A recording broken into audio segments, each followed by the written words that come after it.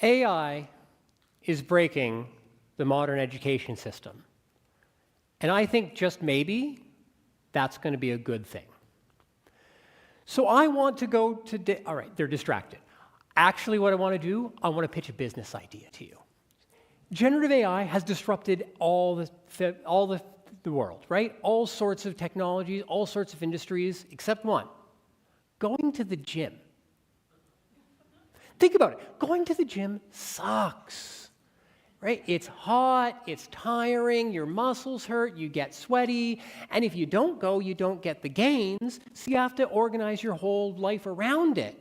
Why can't we disrupt going to the gym with generative AI? Well, now I think we can. I present to you Brian's Automatic Gym. That's right, $20 a month. You set the weights, you set the reps, you set the distances you want to run or the time you want to spend on the erg, and our robots do it for you. Yeah? No more sore muscles, no more feeling crummy, no more missed appointments. Guaranteed those numbers go up every week, and you never need to set foot in the gym. Yeah? Any investors? No. This is a dumb idea, right? Obviously. But here's my question. Why is this a bad idea? And yet I see a lot of students hoping for this. Oh, I don't want to actually learn the stuff. I want to use generative AI tools to do the work for me. I want to have tools to write my essays, to do my projects, to do my exams. Hopefully not. This is a problem because students understand that the only value in going to the gym is doing the work. But they forget that the value in going to university is in doing the work. The reps and weights going up on a spreadsheet don't mean anything except in as far as they represent you building your muscles. So your grades shouldn't mean anything except in as far as they represent you building your mind. So I spend a lot of time giving this message to students. Don't focus on grades, focus on learning. But actually today I want to do something different. I'm not changing this message because I believe in this message. But I'm changing the audience. Because students need to know this, but so do universities.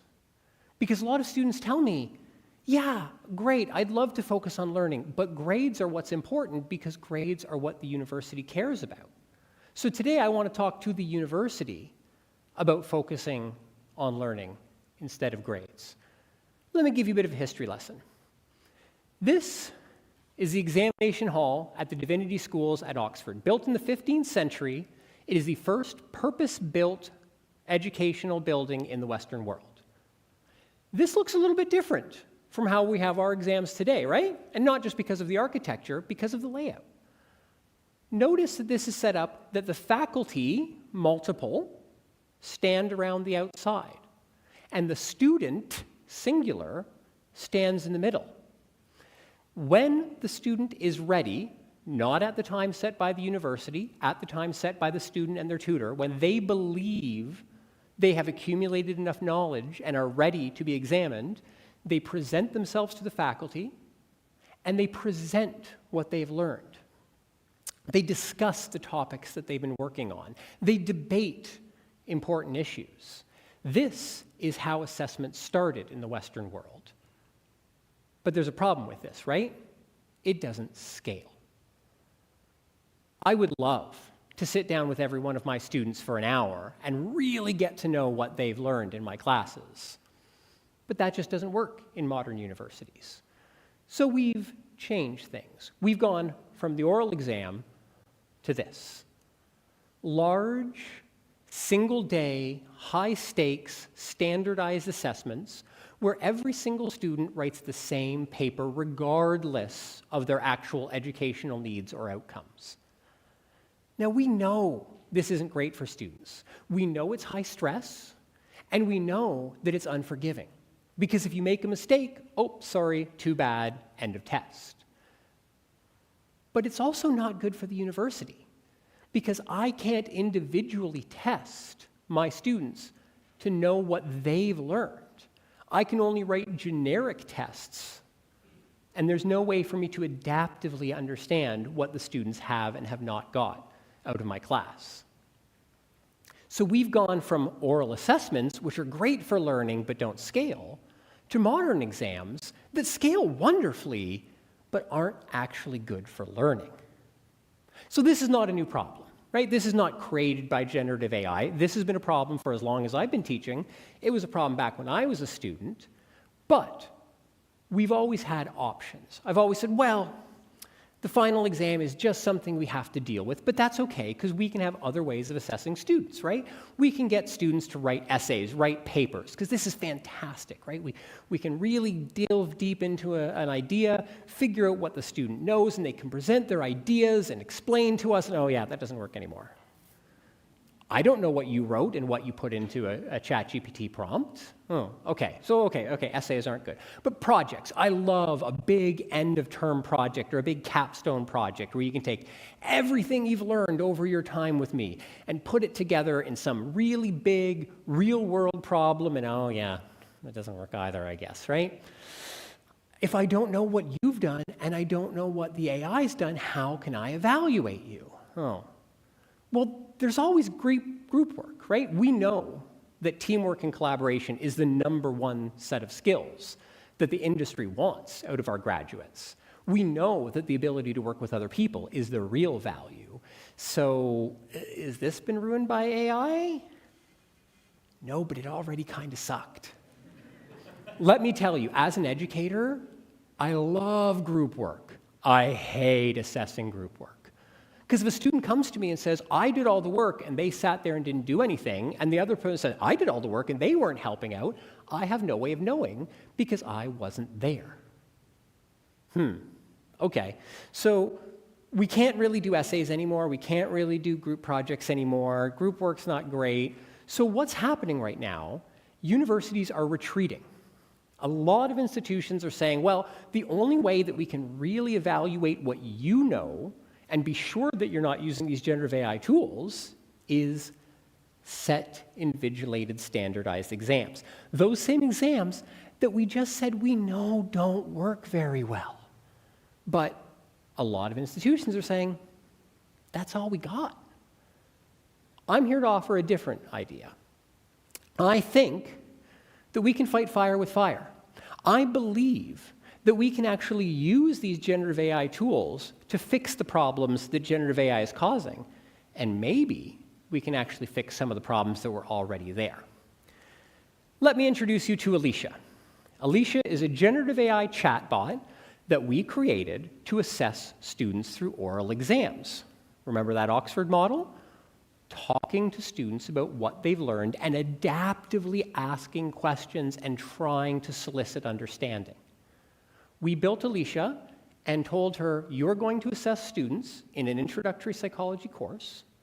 They have had to find, read, and report on a big paper in psychology. And they are now going to talk to you about what they learned. I wanted to bring Alicia to you live today, but she's a little shy and doesn't understand the microphone system here. So instead, let's watch me talking to Alicia yesterday in my office.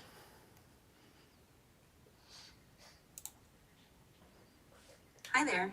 Can you tell me about the scientific paper you chose? What was it about, and why did it catch your interest? I actually don't remember the title of the paper. No problem. Do you remember the general topic or any details about the study? Like what it was researching or the main findings? I'm trying to remember the year, but I don't remember exactly. I know it had to be after World War II, though. That's a helpful clue. Do you recall anything about what the research was investigating or the methods they used? Yeah, they were looking at trying to figure out why some Nazi soldiers would have committed the atrocities that they did just because they were ordered to. It sounds like you might be referring to research like Stanley Milgram's obedience experiments. Does that ring a bell? Yes, definitely Milgram. That was the name for sure. Got it. So Milgram's study focused on obedience to authority. Can you tell me a little about what you learned from the paper? Like what their hypothesis was or how they tested it? I don't actually remember the hypothesis, but I remember that the participants were actually shocking what they thought was another participant, but it turned out to be an actor. Right, that's a key part of the study. Milgram wanted to see if people would obey authority figures, even when it meant harming others. Do you remember what the results showed about obedience? I think the results of the original paper showed that people would obey authority figures even when it went against their own morals. But actually, the paper I read was talking about how the problems with the study make it difficult to believe it. Ah, so you were reading a critique of Milgram's work. That's fascinating. Do you recall what specific problems or limitations the paper highlighted about the study? Yeah, the paper I read talked about how the participants might have just been playing a role. Interesting point. It sounds like the paper was questioning whether participants truly believed the scenario or if they were just going along with what they thought was expected. Did the critique change how you viewed Milgram's findings? Definitely. After we read the original paper, it seemed like an open and shut case. But after reading this critique, I think, well, how can we trust any results if we don't trust the methodological setup? That's a thoughtful takeaway. It's fascinating how critiques can reshape our understanding of even the most famous studies. Did this perspective make you think differently about how psychology research should be conducted? Absolutely. It sounds like this experience really deepened your understanding of the complexities in research. Thanks for sharing that. Thank you very much. Goodbye. So I want to draw your attention to something here. I was role-playing as a student who had read the paper, and not only had read the paper, but had actually read some criticisms of it, and understood not just the methodology, but was able to more deeply assess what was going on, but didn't remember the title or the year. Now think what happens to that student in a modern exam. They sit down in front of their paper in that big exam hall. What year was Stanley Milgram's paper? Oh, I don't remember. Oh, that's it, end of test. There's no way to recover from that. There's no deeper analysis. You can't ask on a standardized test, yes, but did you understand why? Can you give me more information? You can't pivot, but Alicia can. We gave Alicia to 1,300 first-year students at the same time. I said earlier, I would love to have conversations with each of my students, but I can't. Alicia can. I would love to do this high-touch assessment where I get to work with the student and get to really deeply know them. I can't do that, but Alicia can. This is what we call high-touch assessment at scale, and I firmly believe it is the future of educational assessment. So what I want to do today is share to you my dream of the future of an AI-enabled classroom. I dream of a world where instead of just regurgitating the details of what you've learned on a multiple choice test or standardized exam, you have the ability to actually explain yourself and tell me the details of what you learned in my class.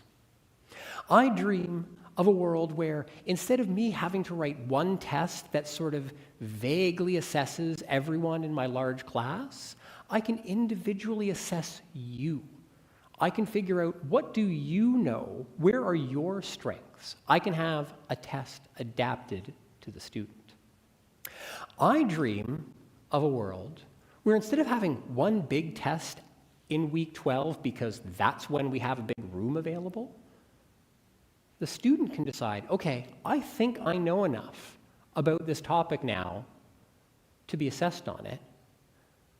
I told you, Alicia talked to 1,300 students simultaneously. What I didn't tell you is it costs less than $1 per student per test. So why not let students try again? I dream of a world where no student is ever told, sorry, you are wrong, so you fail. Instead, students are told, sorry, I don't think you understand that well enough, so go try again. Come back tomorrow or next week or next month and try again when you've learned more. And this is sort of a fun one. I also dream of a world, remember we said how peer work is so important, but it's really hard to assess because I can't be there in each of these group discussions. I can't be part of their work, but Alicia can. What about a world where Alicia can be in every group, dealing with conflicts as they arise, reporting back to me on what's working and what's not, and helping students getting better at their group work? This is the dream that I have for an AI-enabled educational future. And now is the moment we have that opportunity. Not just because these tools are new and exciting, but because they've broken our educational system. I've been fighting for a lot of these things my entire career, but I'm always told, sorry, it's too hard to change the system. We're kind of stuck with what we've got. But now I'm suddenly seeing administrators saying, we don't know what to do.